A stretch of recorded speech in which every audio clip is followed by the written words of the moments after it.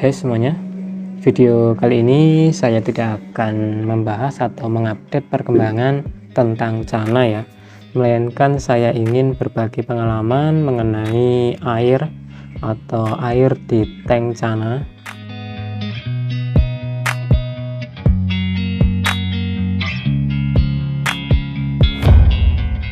Nah, apa sih yang dibahas? Ya tentunya ya seperti yang dilihat, ini contoh di tank Cana yang kotor ya, yang bagian depan ini yang saya tampilkan.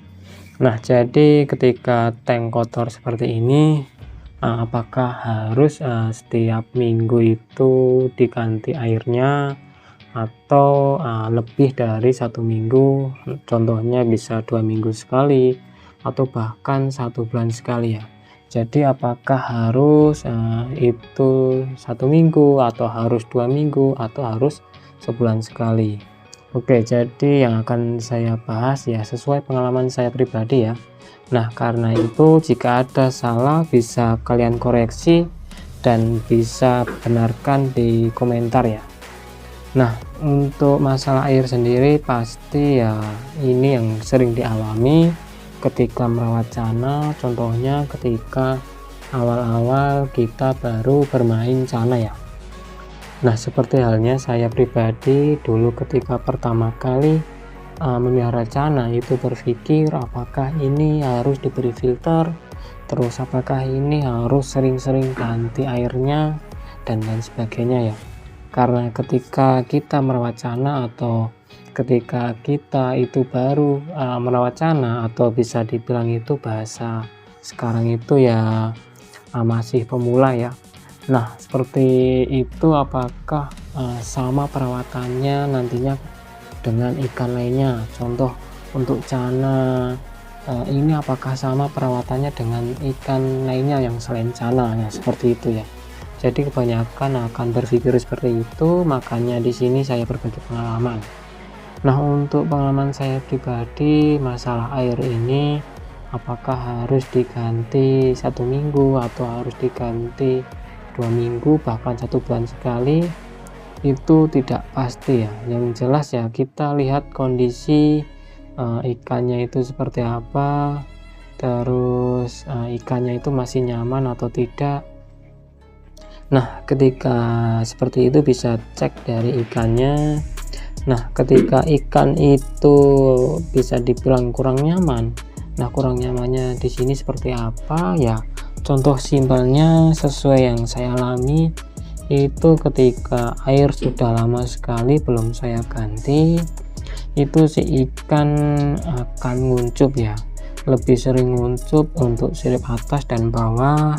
Terus ikan itu sering diam ya, walaupun karakter ikan itu tidak terlalu aktif namun nampak perbedaannya ya. Yang jelas pertama itu pastinya akan nguncup untuk siripnya, terus ikan pasti akan sering menggesekkan badannya itu di pasir ya atau di dasaran. Nah, itu yang saya alami karena saya juga pernah mengalami hal serupa atau bisa dibilang itu sudah lama tidak saya ganti air, terus ikan itu nguncup dan sering menggesekkan badannya di dasaran ya. Nah, jadi untuk itu kalian bisa kuras kalau seumpama ikan kalian itu terlihat nguncup terus ikannya itu terlihat seperti menggesekkan badan di dasaran. Nah, untuk menggesekkan badan di dasaran ini juga bisa dilihat apakah si ikan itu sakit atau tidak ya. Karena ada dua faktor ya, biasanya ketika si ikan itu menggesekkan badannya di dasaran ya, kalau tidak sakit ya pastinya airnya yang kurang nyaman ya, atau airnya itu tidak nyaman untuk si ikan sendiri. Nah, jadi untuk patokan 1 minggu atau 2 minggu kalau saya pribadi sekarang ini ya, kalau sekarang ini tidak pasti ya. Jadi ketika si ikan itu atau si ikan sudah nguncup atau si ikan sudah mulai terlihat tidak nyaman, langsung saya ganti ketika saya senggang ya. Jadi tidak harus 1 minggu sekali atau 2 minggu sekali. Nah, yang jelas ya perhatikan ikannya itu apakah si ikan masih nyaman atau tidak dengan kondisi air tersebut. karena walaupun seumpama kacanya itu lumutan, nah ketika si ikan itu masih nyaman ya bisa dibilang airnya masih bagus atau masih dalam kondisi yang baik ya. Nah kalau contoh seperti ini ya biasanya ketika kaca itu berlumut ya saya coba bersihkan, dan ketika saya bersihkan ya sudah, air tidak saya ganti. Terus ketika saya mengganti airnya ya di hari berikutnya atau di minggu berikutnya, ya seperti itu ya yang saya lakukan. Jadi contoh seumpama kaca berlumut itu belum tentu untuk kondisi airnya itu kurang bagus untuk si ikan ya, karena untuk kaca yang berlumut itu biasanya disebabkan oleh lampu, karena lampu yang sering dinyalakan atau lampu durasinya yang cukup lama ketika dinyalakan, seperti itu ya. Nah itu yang saya alami atau yang saya pernah rasakan ketika merawat jana, contohnya untuk masalah air sendiri. Nah Kang, kalau seumpama ornamennya itu berlumut apakah bahaya untuk si ikan? Nah untuk ornamen yang berlumut contohnya seperti kayu ataupun batu itu tidak berbahaya ya untuk ikan sendiri. Jadi selama saya merawat jana untuk ornamen seperti kayu dan batu itu banyak sekali yang berlumut ya, namun untuk si ikan juga masih baik-baik saja.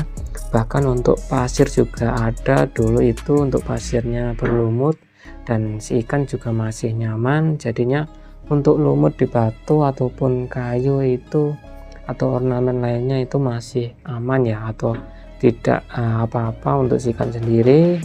Nah selagi si ikan nyaman ya tidak usah dibersihkan juga tidak apa-apa. Kalau seumpama teman semuanya itu menyukai dengan kondisi ornamen itu yang berlumut. Nah kalau seumpama teman semuanya ada yang kurang suka atau lebih suka itu yang bersih untuk ornamennya, ya bisa dibersihkan ketika mengganti air ya. Jadi tidak harus setiap hari dibersihkan ornamennya, cukup ketika ganti air baru dibersihkan ya.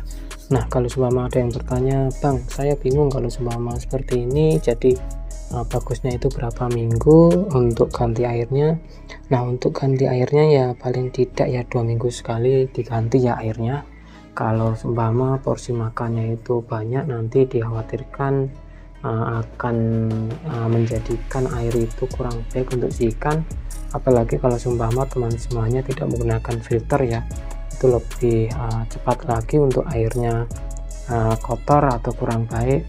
Jadi ya paling tidak ya 2 minggu sekali. Kalau seumpama bingung harus melihat si ikan itu nyaman atau tidaknya. Nah jadi itu dia ya pengalaman saya pribadi mengenai pergantian air atau waktunya kuras tank itu bagaimana.